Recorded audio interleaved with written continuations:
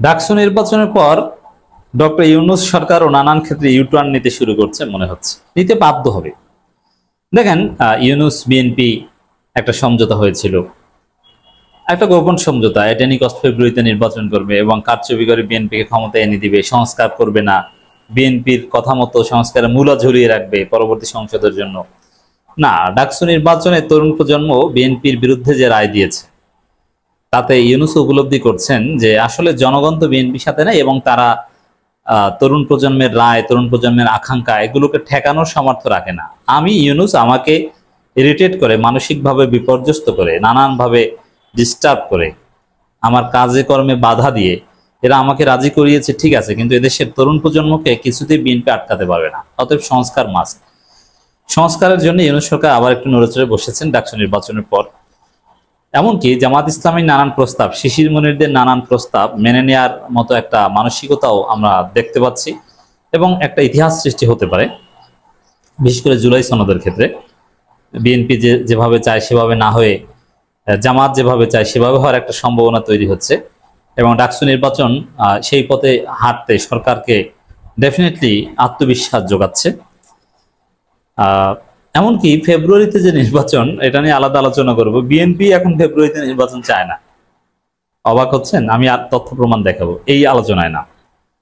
তো এখানে ডাকসু নির্বাচন বাংলাদেশের রাজনীতির গতি প্রকৃতি পাল্টে দিচ্ছে, হিসাব নিকাশ বদলে দিচ্ছে।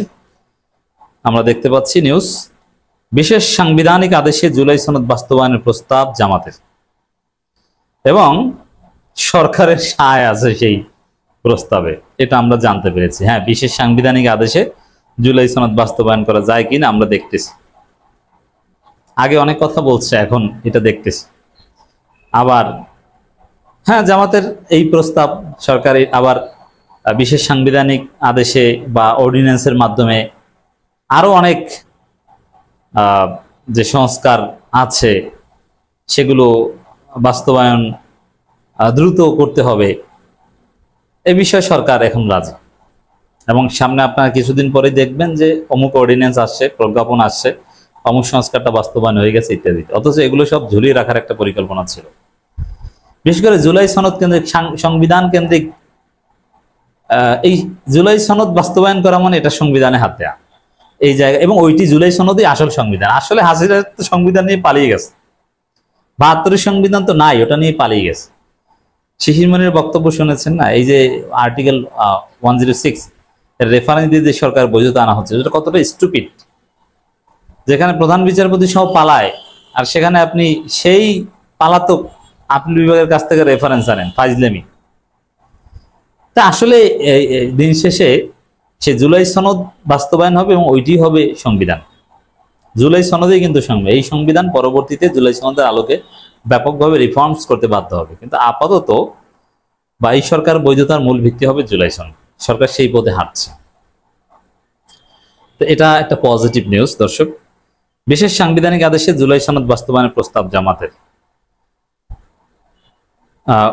ফরেন সার্ভিস একাডেমিতে জুলাই সনদ বাস্তবায়নের রূপরেখা তৈরি করতে জাতীয় ঐকমত্য কমিশন বৈঠকের বিরোধিতে দলটির পক্ষ থেকে একথা জানানো হয়। জামাত ইসলামী নায়েব আমির ডাক্তার সৈয়দ আব্দুল্লাহ মোহাম্মদ তাহের বলেন, কমিশনের পক্ষ থেকে জুলাই সনদ বাস্তবায়নের 5টি বিকল্প প্রস্তাব দেওয়া হয়েছে। সেখানে জামাতের একটি সুনির্দিষ্ট প্রস্তাব আছে। আশা করি এই 5টি প্রস্তাবের মধ্যে আমরা কাছাকাছি আসতে পারবো এবং জুলাই সনদের আইনগত ভিত্তি হবে। জুলাই সনদের ভিত্তিতে আগামী ফেব্রুয়ারিতে নির্বাচন অনুষ্ঠিত হবে। জামাতের দেওয়া প্রস্তাবের প্রসঙ্গে দলটির নেতা ও আইনজীবী শিশির মনির বলেন, আমরা একটি বিশেষ সাংবিধানিক আদেশ জারি করে জুলাই সনদ বাস্তবায়নের কথা বলছি, ওইটি হবে সংবিধান। বুঝতে পারছেন? এবং ঐকমত্য কমিশন যেসব বিষয়ে একমত পোষণ করেছে এর মধ্যে যে বিষয়গুলো সংবিধানের সঙ্গে সাংঘর্ষিক সেগুলোকে একটি বিশেষ সাংবিধানিক আদেশ জারি করে সংবিধানের উপর প্রাধান্য দেওয়া, বাকি ক্ষেত্রে সংবিধান যেমন তেমনি থাকবে। তো বিএনপির এই জায়গায় খুব আপত্তি যে কোনো বিষয়কে, মানে সাংঘর্ষিক বিষয়গুলো তো সংবিধানের উপর প্রাধান্য দেওয়া যাবে না। মানে হাসিনার প্রিয় সংবিধানের সাথে যেসব বিষয়ে কন্ট্রাডিকশন আছে ওটা মানা যাবে না। হাসিনাই শ্রেষ্ঠ। হাসিনা আপা যা বলেছে, মুজিব আব্বা যা বলেছে, ওর উপর কোনো কথা নাই। এটা হচ্ছে বিএনপির স্ট্যান্স। আর জামাতের কথা না, হাসিনা মুজিব যেটা তৈরি করে দিয়েছে আপনি ওটা স্থগিত করে দেন বিশেষ আদেশের মাধ্যমে। বুঝতে পারছেন? এখনো ঘুরিয়ে পেঁচিয়ে বিএনপি যে হাসিনা এবং মুজিবকে আব্বা মানে তার প্রমাণ দেখছেন। আমি আবারও বলছি, যে সব বিষয়ে ঐক্যমত হয় নাই তা কিন্তু না। ঐক্যমত কমিশনের সংস্কারের অনেক বিষয় ঐক্যমত হয়েছে, যেগুলো মুজিব হাসিনার এই ৭২ সংবিধানের সাথে কন্ট্রাডিক্টরি। এক্ষেত্রে জামাত বলছে, যেহেতু আমরা ঐক্যমত হয়েছি সবাই, এই জাতীয় ঐক্যমত, অতএব সেটা বাস্তবায়ন করা হোক। হাসিনা মুজিব যাই বলুক, ওটা বাদ দিয়ে দেন, সমস্যা কি? হাসিনা মুজিব বললেই হবে? হাসিনা মুজিবের সংবিধান থাকলেই হবে? এখন আমরা যেটা ঐক্যমত হয়েছি নতুন বাংলাদেশে, এইটাই। কিন্তু বিএনপি বলছে না না না না না না, এটা কিছুতেই করা যাবে, সংবিধানের উপর হাত দেওয়া যাবে না। ওরে বাবা, মুজিবের সংবিধানে হাত দেওয়া যায়? কি প্রেম, মুজিব প্রেম! তা মুজিবকে যে আসলে বিএনপি আব্বা মানে ক্লিয়ার। তিনি বলেন, ৫ আগস্ট জনগণের ইচ্ছার বহিঃপ্রকাশ ঘটেছে। জনগণের ইচ্ছার বহিঃপ্রকাশ বাস্তবায়ন করার জন্যই সকল আলোচনা চলছে। গণঅভ্যুত্থানের পর যখন কোনো সংবিধান ছিল না, যখন দেশে কোনো সরকার ছিল না, বিচার বিভাগ ছিল না, সাংবিধানিক বিধান অনুযায়ী এই সময় জনগণের ইচ্ছা কার্যকর ছিল। সংবিধানের অনুচ্ছেদে ৭ অনুযায়ী জনগণের ইচ্ছার যে চরম বহিঃপ্রকাশকে একটি বিশেষ আদেশের মাধ্যমে প্রাধান্য দেওয়া হলে আগামী নির্বাচনে এর অধীনে হওয়ার পথে কোনো বাধা থাকবে না। এখন শিশির মনিদের যে যুক্তি, এই যুক্তি খণ্ডন করার মতো এলেম ওইখানে উপস্থিত কারো নাই।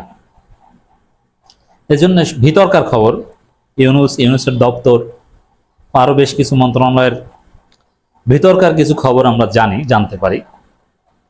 হ্যাঁ, প্রাইভেসি আমরা রক্ষা করি, যারা আমাদেরকে তথ্য দেয় তাদের নাম বলি না, বা যেটা একদম বলা উচিত না সেটা বলি না। তবে কিছু কিছু ক্ষেত্রে আমরা এগুলো বলি এবং এগুলো বলবো। তার মধ্যে একটা হচ্ছে যে এই শিশির মনিরা যে বলছে সরকার মূলত এইটাই করতে চায়। আর ডাকসু নির্বাচনের পর শিশির মনিদের কথা শোনার পক্ষে দলিল বেশি, যুক্তি বেশি, তাদের কথা রাখা হতে পারে, যথেষ্ট সম্ভাবনা রয়েছে। এক্ষেত্রে তেমন আটকানোর সুযোগ হয়তো বা থাকবে না। জামাত কনফিডেন্ট, ডাক্তার তাহের বলছেন, জুলাই সনদের ভিত্তিতে আগামী নির্বাচন অনুষ্ঠিত হবে। মানে এই জায়গায় ছাড় দেওয়ার কোনো সুযোগ নাই। এবং ঐক্যমত কমিশনের পক্ষ থেকে যতটুকু জানানো হয়েছে তার সার কথা এটাই যে ঠিক আছে, আমরা এই প্রোক্লেমেশন, অর্ডিন্যান্স এদিকেই যাচ্ছি, তবে সংবিধানের এই বিষয়টা এখন পর্যন্ত ফাইনালি ডিসাইড হয় নাই। কিন্তু অন্যান্য বিষয় অ্যাটলিস্ট এই জামাতের থিওরি মানছে, এবং বিএনপিও বলেছে যে না ঠিক আছে, যেটা সংবিধানের সাথে রিলেটেড না ওইটা আপনি অর্ডিন্যান্সের মাধ্যমে বা যেভাবে পারেন করেন, সমস্যা নাই। তো সামনে সংবিধানেরটাও মানবে।